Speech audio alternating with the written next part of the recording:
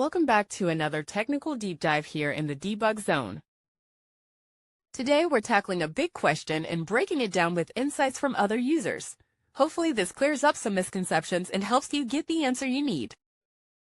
So buckle up, stay a little curious, and let's jump right in.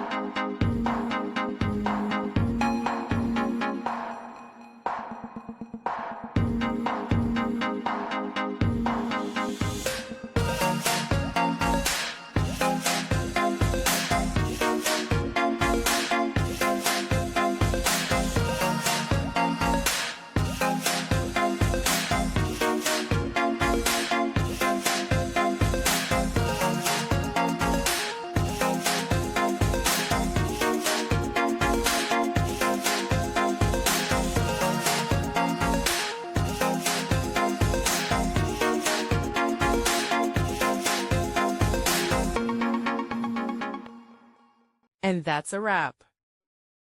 I hope you found the answer you were looking for. If you did, take a second to hit that subscribe button. It really helps out. And let me know in the comments which solution worked best for you. See you next time in the debug zone.